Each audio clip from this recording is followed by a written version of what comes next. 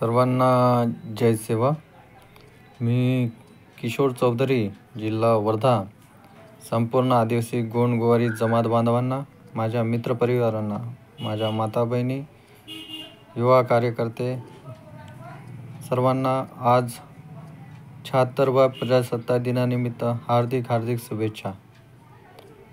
या देशामध्ये ज्या महामानवांच्या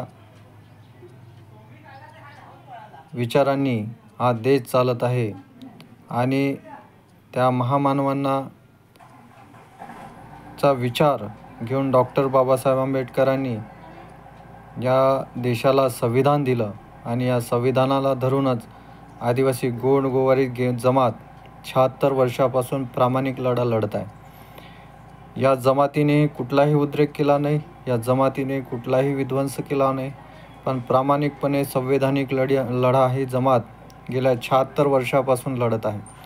पण या जमातीकडे दुर्लक्षित करण्याचं काम वारंवार शासन, प्रशासन, विरोधी पक्ष, सत्ताधारी पक्ष आणि स्वायत्त संस्था वारंवार या जमातीला डावलण्याचं काम करत आहे। या जमातीचं साधं आणि सोपं मागणी होती की सिपियन बेरार यामध्ये आदिवासी गोवारी जमात ही फॉरेस्ट जमात म्हणून नोंद होती आणि त्याचा लाभ 1950 पूर्वी मिळत होता।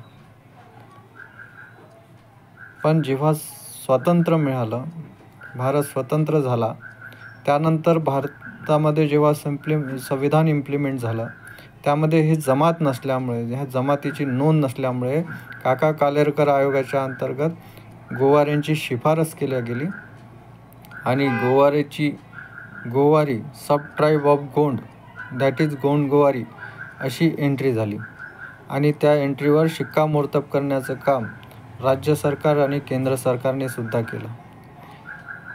पण या जमातीला 76 वर्षापासून प्रामाणिकपणे कधीही न्याय देण्याचं काम त्यावेळच्या सत्ताधारी पक्षाने सुद्धा दर्शवलं नाही आणि आताचे सत्ताधारी पक्षसुद्धा दर्शवत नाही। या जमातीने प्रामाणिकपणे संवैधानिक लढा लढलेला आहे,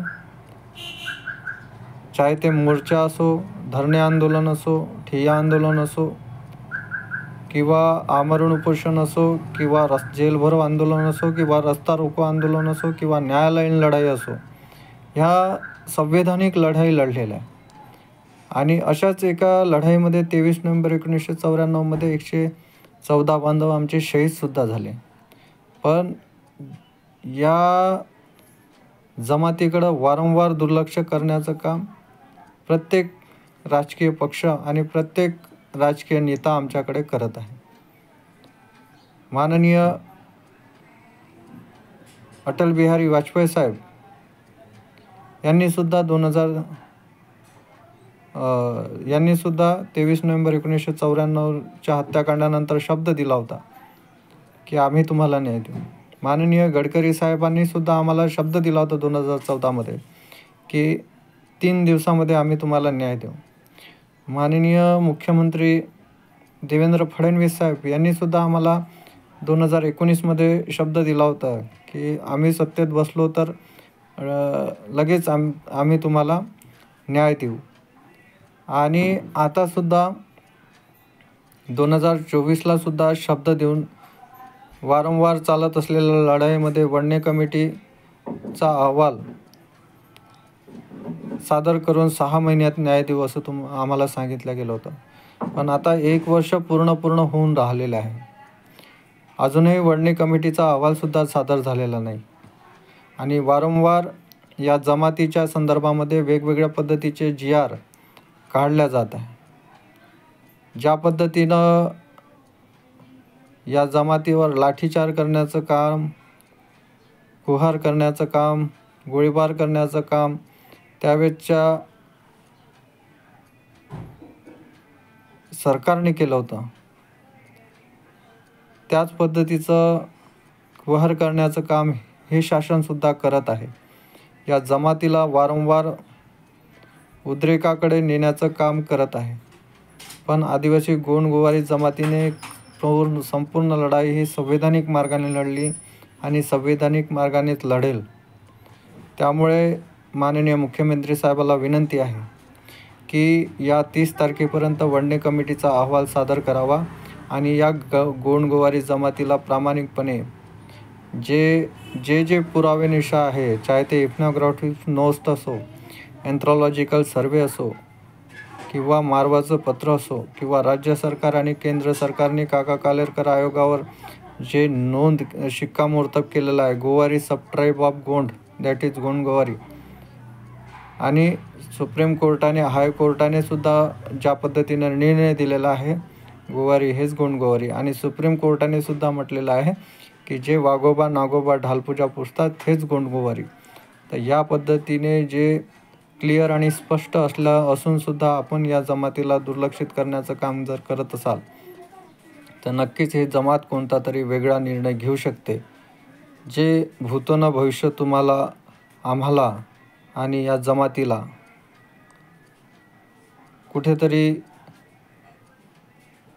डावलण्याचं काम जर तुम्ही कराल तर नक्कीच तुम्हाला विनंती आहे साहेब, या जमातीचा अंत पाहू नका.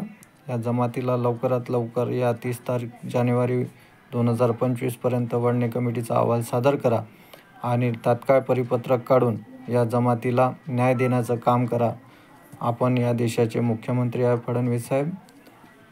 प्रत्येक विभाग हे आपल्या अंतर्गत येतो आहे आणि इथले शासन प्रशासन स्वायत्त संस्थासुद्धा आपल्या अंडरमध्ये येतात. पण जर इथल्या शासन प्रशासन आणि स्वायत्त संस्था तुमच्या विरोधात जाऊन जर आमच्याविषयी कटकारस्थान करत असेल तर हे तुमच्या हद्दीच्या बाहेर वाटतंय. त्यामुळे आपल्या हद्दीच्या बाहेर जर असेल तर तसेसुद्धा कळवा. आम्ही दिल्लीत जाऊन लढाई लढू शकतो, पण जर तुम्हाला खरंच न्याय द्यायचा असेल तर या जमातीला प्रामाणिकपणे न्याय द्यावा आणि या 30 तारखेपर्यंत वडणे कमिटीचा अहवाल सादर करावा. एवढंच विनंती आहे साहेब. आपल्याला परत या जमातीच्या वतीने मी किशोर चौधरी एक उपोषणकर्ता म्हणून परत एकदा हात जोडून विनंती करतो की या जमातीला, आदिवासी गोंडगोवारी जमातीला वडणे कमिटीचा अहवाल सादर करावा आणि तात्काळ व्हॅलिडिटी आणि बहाल कास्ट सर्टिफिकेट आणि व्हॅलिडिटी बहाल करण्यात यावा. धन्यवाद. जय शिवा, जय जोहार, जय हिंद, जय भारत. धन्यवाद.